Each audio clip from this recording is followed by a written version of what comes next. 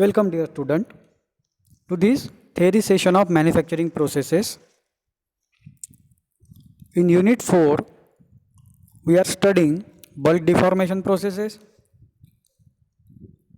and in this lecture or session we will study the last process in bulk deformation called as drawing process, generally implemented for manufacturing of wires and thin rods.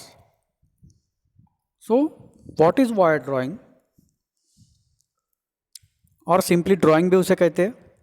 Drawing is an operation in which the cross section of a bar और rod और wire is reduced by pulling it through a die opening. ये process extrusion के साथ confusion हो सकता है इस process का, लेकिन एक्सट्रूजन में हम पुश करते हैं, डाई से मटेरियल एक्सट्रूड होता है, लेकिन हम क्या करते हैं, पुश फोर्स अप्लाई करते हैं. वायर ड्राइंग में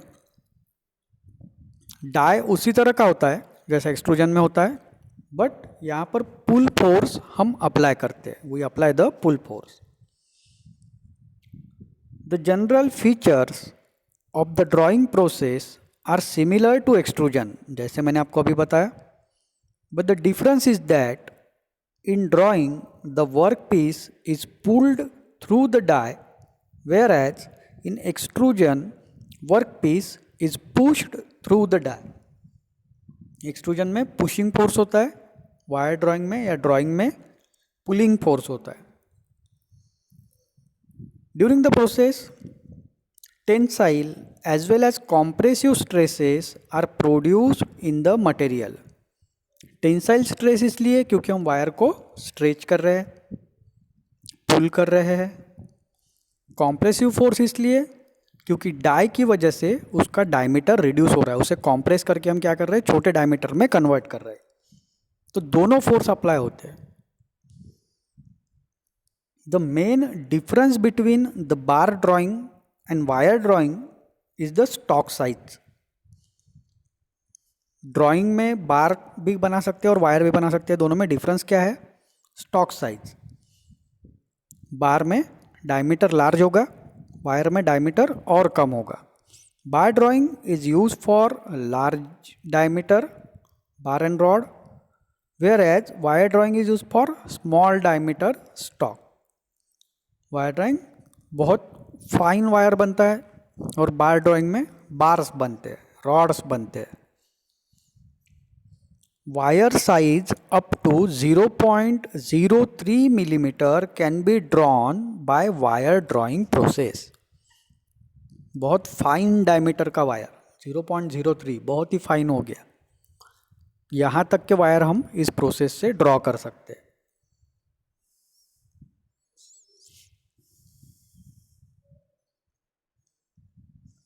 Depending upon the material to be drawn and the amount of reduction required, total drawing can be accomplished in a single die or a series of successive dies. देखिए आपको कितना reduction चाहिए. एक single pass में एक limited amount of he reduction हो सकता है. उससे ज़्यादा रिडक्शन अगर आप करने की कोशिश करोगे तो हो सकता है कि मटेरियल का अल्टीमेट स्ट्रेंथ की जो लेवल है वो रीच हो जाए और वो ब्रेक डाउन हो जाए. तो एट ए टाइम बहुत ज़्यादा रिडक्शन पॉसिबल नहीं होता है. So according to the reduction required आपको नंबर ऑफ स्टेजेस में वो प्रोसेस करनी पड़ेगी, जैसे हमने रोलिंग में देखा था. After pulling a certain length the end is wound to a reel और अ ड्रॉ पुली. इनिशियली क्या करते हैं, थोड़ा सा वायर टोंग का यूज करके डाई से फोर्सफुली बाहर की तरफ पुल किया जाता है, और उसके बाद वो वायर एक रील से कनेक्ट कर देते हैं ताकि उसके बाद मोटर से आप उसे क्या कर सको, पुल कर सको. तो एक तरफ वो वायर रील पे वाउंड होते जाता है और डाई से बाहर की तरफ पुल भी होते जाता है.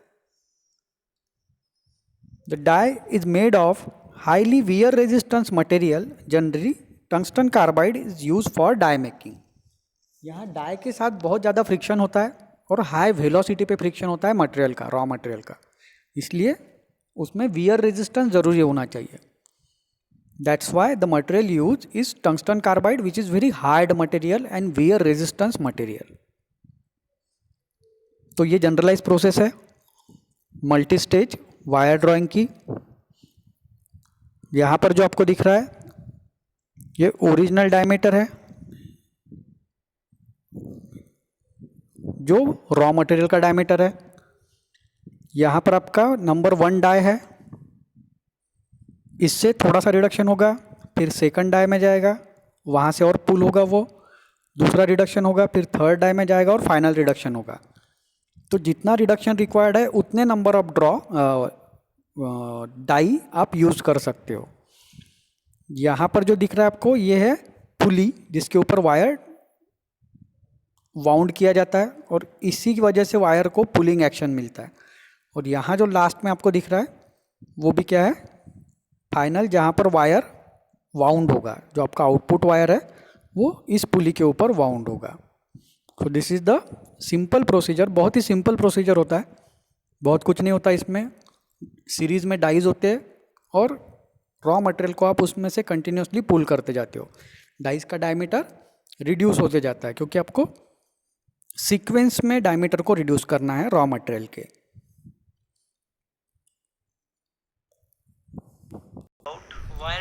एक एनिमेशन के थ्रू हम वायर ड्राइंग समझने की कोशिश करते हैं. तो ऐसे डाई होते हैं पहले जिसका क्रॉस सेक्शन रिड्यूस होते जाता है. ये सिंप्लीफाइड डायग्राम हो गया. पहला क्रॉस सेक्शन थोड़ा बड़ा है, फिर उसके बाद और रिडक्शन के लिए छोटा डाई यूज़ किया जाएगा छोटे क्रॉस सेक्शन का, और लास्टली उससे भी छोटे डाई क्रॉस सेक्शन का.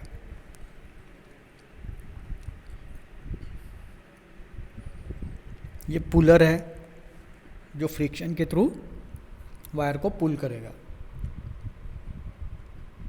और कॉइलिंग रोलर, ये बहुत ही सिंप्लीफाइड सेटअप है. एक्चुअल में ऐसे बहुत सारे सेटअप यूज़ किए जाते हैं. तो देखिए यहाँ सिंप्लीफाइड वे में आपको रिडक्शन दिखाया गया है. थोड़ा थोड़ा करके हर डाई में आप उसे रिड्यूस करते जाते हो.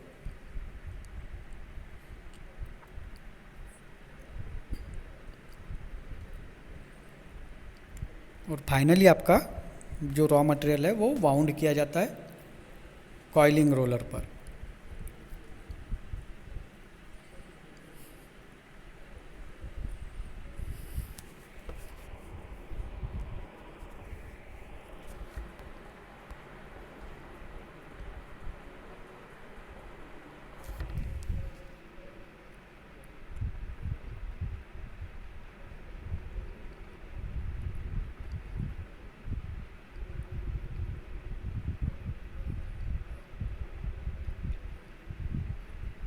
तो यहाँ आपको पहले सेट का इनपुट और आउटपुट डायमीटर दिख रहा है.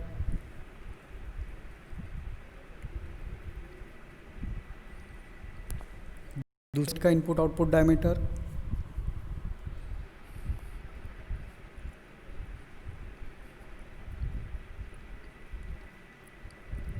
और फाइनली थर्ड सेट का इनपुट आउटपुट डायमीटर. तो हम सडन रिडक्शन नहीं प्रोड्यूस कर सकते. रिडक्शन कैसे होता है, स्टेज बाय स्टेज.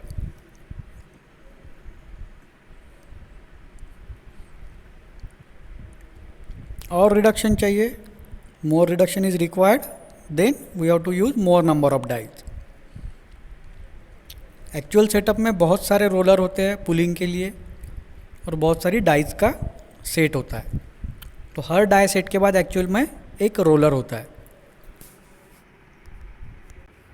एक और वीडियो देखते हैं. Removal of the iron oxide layer, the wire is lubricated. See, ये डायरेक्शनल रोलर है before going into the die. और ये एक्चुअली आपका डाई सेटअप है. यहाँ पर जो दिख रहा है, यहाँ पर इस डाई को थोड़ा और क्लियरली देखेंगे. A powered cap.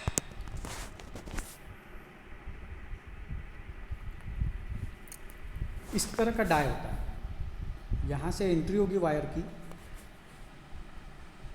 सरफेस को क्लीन करने के लिए यहाँ पर सैंड जैसा मटेरियल रखा जाता है, और ये जो पोर्शन आपको दिख रहा है ये एक्चुअली डाई है, जहाँ रिडक्शन होगा। सॉरी, ये पोर्शन नहीं है, ये जो पोर्शन आपको दिख रहा है ये रिड्यूसिंग डाई है। ये पोर्शन है, ये गाइड करने के लिए है वायर को। तो एक्चुअली डाई इस तरह का सेटअप होता है। पहले क्लीनिंग के लिए यहाँ रिफ्रैक्टरी मटेरियल होगा, सॉरी एब्रेसिव मटेरियल होगा, और उसके बाद जो वायर है वो डाई से पास होगी रिडक्शन के लिए।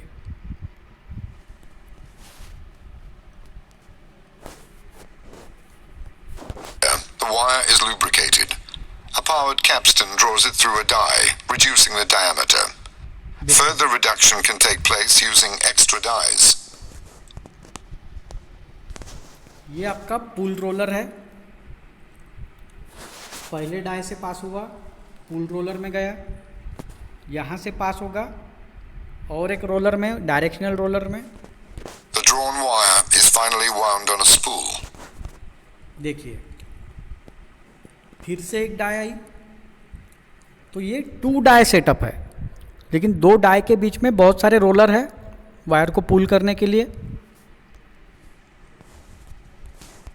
This transformation elongates the wire. 1 meter of फिर से 5.5 रोलर, millimeter फिर से wire die. rod can be drawn to यही 30 setup meters with 1 millimeter diameter, or 484 meters with 0.25 millimeters diameter. The process increases the tensile and yield strength while reducing ductility. तो आपने देखा video में कैसा setup होता है। ये सेटअप कंटिन्यू चलता है, डाई, उसके बाद रोलर का सेट, उसके बाद फिर से डाई, उसके बाद रोलर का सेट, रिडक्शन कंटिन्यूसली होते जाता है। तो यहाँ पर हम ये यूनिट कंक्लूड कर रहे हैं। अब हम देखते हैं important question and how to answer दे। So going to the question bank.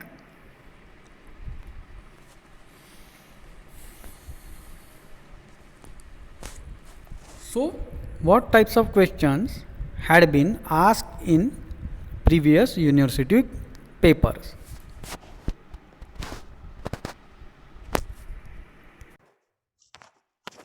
What is rolling process? पहला क्वेश्चन अगर देखते हैं तो show the process with schematic diagram indicating various zone angles. Also state advantage of rolling over the forming process. अब इस question को answer करने के लिए आपको क्या करना है, पहले तो आएगी रोलिंग की डेफिनेशन, उसके बाद ये डायग्राम आपको बनाना है। ये डायग्राम आपको दिख रहा है, इसमें सारे पार्ट दिखाए गए हैं। यहाँ पर recrystallization, grain growth, stretch crystal, दोनों roller, starting of deformation and ending of deformation, ये पूरा यहाँ पर शो किया गया है। तो ये डायग्राम आपको बनाना है, रोलिंग की थोड़ा सा एक्सप्लेनेशन देना है, और उसके बाद उसके एडवांटेजेस, डिसएडवांटेजेस, एप्लीकेशन।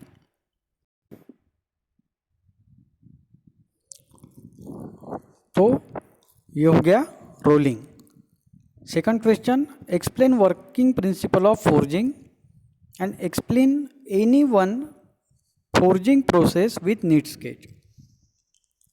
फोर्जिंग का वर्किंग प्रिंसिपल क्या है, हम या तो कंटिन्यूस प्रेशर अप्लाई करते हैं मेटल के ऊपर, या फिर इम्पैक्ट प्रेशर अप्लाई करते हैं, और फिजिकल और प्लास्टिक डिफॉर्मेशन हम उसमें प्रोड्यूस करते हैं यूजिंग डाइज।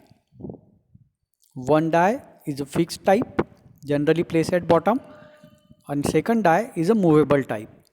हम 2 तरीके के इक्विपमेंट यूज़ कर सकते हैं, हैमर या प्रेस, और किसी एक फोर्जिंग प्रोसेस को आपको एक्सप्लेन करना है with neat sketch.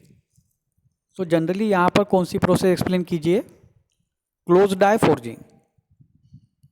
Third question, how does direct extrusion differ from indirect extrusion, discuss their relative merits and demerits. Direct extrusion में जिस डायरेक्शन से प्रेशर लगता है उसी डायरेक्शन में मेटल एक्सट्रूड होता है। इनडायरेक्ट एक्सट्रूजन में जिस डायरेक्शन में प्रेशर लगता है उसके अपोजिट डायरेक्शन में मेटल एक्सट्रूड होता है। डायरेक्ट एक्सट्रूजन में ज़्यादा फोर्स अप्लाई होता है क्योंकि फ्रिक्शन होता है रॉ मटेरियल और चेम्बर के बीच में। इनडायरेक्ट इसमें ये फ्रिक्शन हम निगलेक्ट करते हैं, निगलेक्ट नहीं करते, वो वहाँ पर प्रेजेंट नहीं होता क्योंकि रॉ मटेरियल का मोशन नहीं होता inside the chamber. That's why the force required is lesser. And also direct extrusion is a simple one. Machinery जो होती है वो सिंपल होती है, इनडायरेक्ट एक्सट्रूजन की मशीनरी कॉम्प्लिकेटेड होती है। तो ये सब आपको सेकंड क्वेश्चन में लिखना है, 6 मार्क का क्वेश्चन है वो। Third question, fourth one, state the different types of rolling mill, explain the cluster type of rolling mill with need sketch. State the different types of rolling mill, इसमें आपको क्या लिखना है, बस नाम लिखने हैं रोलिंग मिल के। 2 हाई रोल मिल, 3 हाई रोल मिल, 4 हाई रोल मिल, क्लस्टर, टैंडेम, यूनिवर्सल, प्लानिटरी, ये बहुत सारे टाइप्स हमने देखे। और उसमें से बाद में आपको क्लस्टर की डायग्राम बनानी है, उसको एक्सप्लेन करना है वर्किंग को, बस हो गया। इतना 6 मार्क के लिए सफिशिएंट है।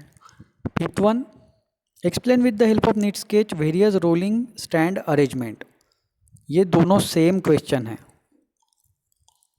लेकिन यहाँ पर आपको सारे के सारे रोलिंग स्टैंड अरेंजमेंट म्हणजे वही टाइप्स ऑफ रोलिंग मिल के टाइप्स वही एक्सप्लेन करना है, लेकिन यहाँ सारे टाइप्स आपको एक्सप्लेन करना है फिफ्थ क्वेश्चन में। फोर्थ क्वेश्चन में बस आपको एक ही करना था, सारे टाइप्स के नाम देने थे और क्लस्टर को एक्सप्लेन करना था। यहाँ सारे के सारे आपको विद डायग्राम एक्सप्लेन करने हैं, तो यहाँ शॉर्ट में एक्सप्लेन होगा, डायग्राम पूरी बनेगी हर टाइप की और उसको शॉर्ट में एक्सप्लेन करना है। Sixth one, explain in reference to hot working the following process, wire drawing and extrusion. अब हॉट वर्किंग और कोल्ड वर्किंग में डिफरेंस क्या है? वर्किंग में तो कोई डिफरेंस नहीं है, बस hot working above recrystallisation temperature होता है और cold working below recrystallisation temperature होता है। बाकी वर्किंग एग्जैक्ट सेम होगा, बस हॉट वर्किंग में आपका परसेंटेज रिडक्शन बहुत ज़्यादा अचीव होता है, कोल्ड वर्किंग में percentage of reduction come achieve होता है। लेकिन प्रोसेस वायर ड्राइंग की हॉट वर्किंग में भी वही होगी और कोल्ड वर्किंग में भी वही होगी, इसलिए कंफ्यूज नहीं होना है। इस तरह के क्वेश्चन कंफ्यूज करने के लिए डाले जाते हैं कि explain in reference to hot working, वो चाहे हॉट वर्किंग हो या कोल्ड वर्किंग हो, आपकी प्रोसेस एक्सप्लेनेशन एग्जैक्टली सेम रहेगी। हॉट वर्किंग के अलग सा एक्सप्लेनेशन, कोल्ड वर्किंग का अलग का एक्सप्लेनेशन, ऐसा कुछ नहीं रहता है। Seventh, classify method of forging. Forging के method, open die forging, close die forging, close die forging without flash, ये 3 टाइप है, इसे एक्सप्लेन करना है, क्लासीफाई करना है। तो ये 3 ही टाइप है। पहला classification according to the working temperature, hot working, cold working. Second, according to the constraint apply by the die, उसमें आएगा open die, close die and close die without flash. तो 3 मार्क का है, तो बस इतना क्लासिफिकेशन देके छोड़ देना है उसे। 8th one, how hot working differs from cold working. इसका हमने डिटेल डिफ्रेंसिएशन देखा है, तो वही टेबुलर फॉर्म में ही आपको डिफ्रेंसिएशन देना है, but as per the 4 marks आपको 4 पॉइंट ही डिफ्रेंशिएट देना है। यहाँ पर जितने मार्क है उतने पॉइंट दिए तो सफिशिएंट है। 9th one, explain with need sketch working of pneumatic hammer. Pneumatic hammer भी हमने डिटेल में देखा है, उसे एक्सप्लेन करना है आपको, स्केच बनाना है, उसका वर्किंग आएगा। एक्सप्लेनेशन मतलब क्या आएगा, मशीन है तो मशीन का वर्किंग आएगा, वर्किंग के बाद उसका एडवांटेजेस डिसएडवांटेजेस अगर है तो। 10th question, differentiate completely between hot working, cold working, ये पहला differentiation. Open die forging, close die forging, ये सेकंड डिफ्रेंशिएशन। तो दोनों अलग अलग टेबल में आपको डिफ्रेंशिएट करना है। 6 मार्क का दोनों मिला के क्वेश्चन है, तो 3 point hot working, cold working के लिए और 3 पॉइंट ओपन डाई और क्लोज डाई के लिए। 11th, explain the rolling process with need sketch indicating various zone angle. ये रिपीट हुआ क्वेश्चन, सबसे पहला क्वेश्चन यही देखा था हमने। Explain the working principle of forging, differentiate between forging hammer and forging press. हमने डिटेल में लिया है। वर्किंग प्रिंसिपल फोर्जिंग का वही आएगा, फोर्जिंग की डेफिनेशन आएगी, वही उसका वर्किंग प्रिंसिपल है।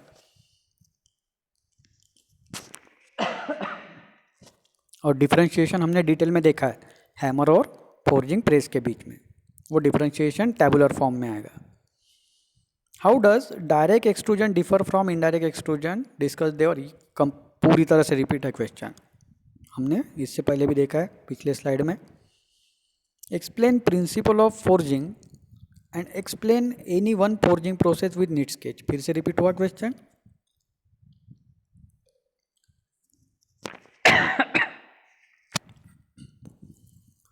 How does direct extrusion differ from indirect extrusion, discuss their advantage disadvantage. वही क्वेश्चन रिपीट हो रहे हैं अगर आप ऑब्जर्व कर रहे हो तो। 16th, what is rolling process, show the process with schematic diagram, also state advantage of rolling over the. देखिए वही आपके रिपीट हो रहे हैं। और ये क्वेश्चन आपको सिमिलर वे से आंसर करना है, दोनों का आंसर लगभग सेम है, ये भी ध्यान में रखिए। दैट इज 11th और 16th question. Explain following processes, drawing और फॉर्मिंग। देखिए फॉर्मिंग अब कोई पर्टिकुलर प्रोसेस नहीं है, फॉर्मिंग एक ऑपरेशन है जिसके under rolling, forging, extrusion, drawing, ये सारे फॉर्मिंग के टाइप है, मेटल फॉर्मिंग के। इसलिए इस तरह के क्वेश्चन कन्फ्यूजन क्रिएट करते हैं।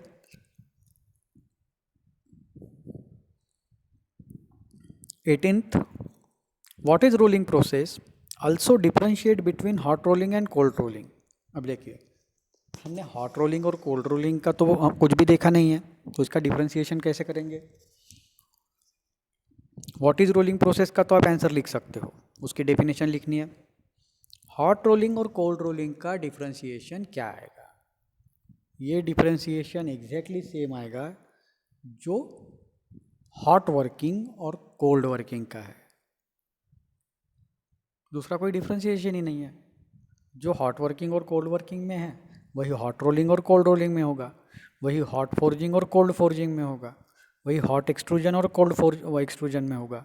सो they are exactly same differentiation. मैंने आपको पहले ही बोला था ऐसे क्वेश्चन कन्फ्यूजन के लिए डाले जाते हैं, तो वहाँ पर कन्फ्यूज नहीं हुआ है। हॉट और कोल्ड वर्ड है मतलब वो हॉट वर्किंग और कोल्ड वर्किंग का ही डिफरेंशिएशन है। बस यहाँ रोलिंग पूछा गया है तो वहाँ वर्किंग की जगह पर आप वर्ड वर्किंग रिप्लेस कर दोगे रोलिंग से, बाकी एग्जैक्टली सेम डिफरेंशिएशन आपको यूज करना है।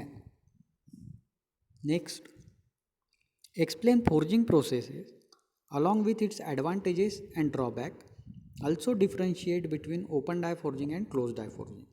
ठीक है, डिफरेंशिएशन तो हमें पता है, फोर्जिंग प्रोसेस की डेफिनेशन देनी है, उसके एडवांटेजेस डिसएडवांटेजेस देने हैं, और उसके बाद टेबुलर फॉर्म में आपको ये डिफरेंशिएशन देना है। Next, describe briefly cluster mill, continuous mill and planetary mill.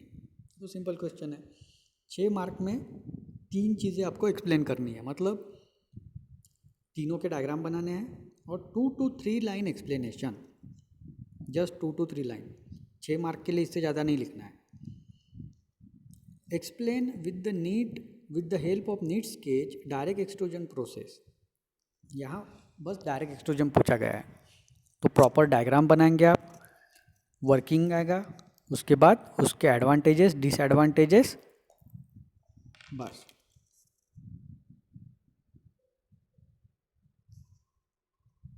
Next one, what is rolling process? With help of neat sketch, explain briefly various types of rolling mill। ये question भी repeated है, लेकिन यहाँ ये 4 mark का है, तो mark के हिसाब से लिखना है, बहुत ज़्यादा लिखते नहीं बैठना है इसको। Explain metal spinning process. Metal spinning process हमने नहीं देखा है, उसको बाद में कभी कवर करेंगे। What is mechanical working. Mechanical working तो हमारे यूनिट का नाम ही वही है, मैकेनिकल वर्किंग मतलब इसमें सब कुछ आता है। Bulk deformation process, sheet metal working, इन दोनों का कॉम्बिनेशन क्या है, मैकेनिकल वर्किंग। तो 3 मार्क के लिए उसको शॉर्ट में डिस्क्राइब करना है। हमने इस यूनिट के एकदम स्टार्टिंग में ही देखा था mechanical working. Next one, what is extrusion process, explain along with sketch various extrusion method. अब कितने एक्सट्रूजन मेथड है, एक्सट्रूजन प्रोसेस की तो डेफिनेशन लिखनी है पहले, उसके बाद वेरियस एक्सट्रूजन मेथड को स्केच के साथ डिफ्रेंशिएट करना है, एक्सप्लेन करना है। पहला करोगे आप डायरेक्ट स्केच बनाएंगे, थोड़ा सा वर्किंग, उसके बाद इनडायरेक्ट स्केच बनाओगे, थोड़ा सा वर्किंग, और लास्ट वाला इम्पैक्ट स्केच बनाएंगे, थोड़ा सा वर्किंग, और फाइनली हाइड्रोस्टैटिक स्केच और थोड़ा सा वर्किंग। इस तरह से इसका एक्सप्लेन आएगा, क्योंकि 7 मार्क का क्वेश्चन है। Next question, explain working principle of forging sketch and label ports of pneumatic hammer. देखो उसने क्या कहा है, explain working principle of forging, तो पहले फोर्जिंग को डिस्क्राइब करना है।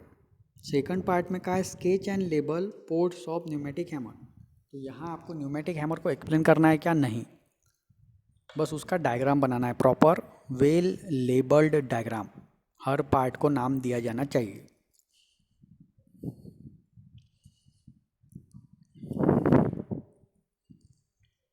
Next one, explain the rolling process with neat sketch indicating various zone angle, repeated question है। Explain the working principle of forging process, differentiate between forging hammer and forging press, repeated question है। Discuss drawing and extrusion process in detail. देखिए उसने in detail कहा है, लेकिन कितना detail जाना है, 2 प्रोसेस 6 मार्क के लिए। तो ड्राइंग मतलब वायर ड्राइंग का एक डायग्राम बनेगा, उसका एक्सप्लेनेशन आएगा मैक्सिमम 5 to 6 लाइन्स। उसी तरह से एक्सट्रूजन का डायग्राम बनेगा। अब एक्सट्रूजन में बहुत सारे एक्सट्रूजन है, तो उसमें डायरेक्ट एक्सट्रूजन का डायग्राम बना देना बाय डिफ़ॉल्ट। प्लेन एक्सट्रूजन पूछा है मतलब वो डायरेक्ट एक्सट्रूजन है, और उसी तरह से उसका 5 to 6 line explanation. Diagram important है, क्योंकि 6 मार्क में आपको 2 प्रोसेस बताने हैं। Next one, how does direct extrusion differ from indirect, discuss their relative merits and demerits, repeated question. Explain rolling process with neat sketch, फिर से रिपीटेड है, 31st जो क्वेश्चन है वो question number 32। What is extrusion, explain various types with neat sketch, 6 mark, फिर से आपके पास 6 types है, तो बहुत शॉर्ट एक्सप्लेनेशन, सिंपल डायग्राम लेकिन क्लीन और NEET diagram. 33, explain the working principle of forging process, explain any one for process with neat sketch, repeated है question. 34, explain wire drawing with neat sketch, comment on the utility of the process. अब ये question fresh है, wire drawing अब तक हमने separate question नहीं देखा था, ये पूरा 6 मार्क का क्वेश्चन है। तो बहुत सिंप्लीफाइड डायग्राम है वायर ड्राइंग की, जो आपको बनानी है। उसके बाद वर्किंग देना है, किस तरह से वर्किंग होता है, एडवांटेजेस डिसएडवांटेजेस, और यूटिलिटी मतलब अप्लीकेशन। लास्ट में क्या आएगा, वायर ड्राइंग का अप्लीकेशन क्या है। तो हम अलग अलग क्रॉस सेक्शन के वायर्स बना सकते हैं, रॉड्स बना सकते हैं, और बार्स बना सकते हैं। And the last page of question bank, explain principle of forging and explain any one forging process with neat sketch. Forging का प्रिंसिपल एक्सप्लेन करना है आपको, और कोई भी एक forging process with neat sketch से एक्सप्लेन करनी है, रिपीटेड क्वेश्चन है। Explain the rolling process with neat sketch indicating various zone angle, फिर से रिपीट, बहुत बार रिपीट हो चुका है ये question. Explain the following process, 7 mark के लिए 2 प्रोसेस है, ड्राइंग, फॉर्मिंग, फिर से फॉर्मिंग एक कन्फ्यूजिंग टॉपिक है कि फॉर्मिंग में एक्चुअली एक्सप्लेन क्या करना है।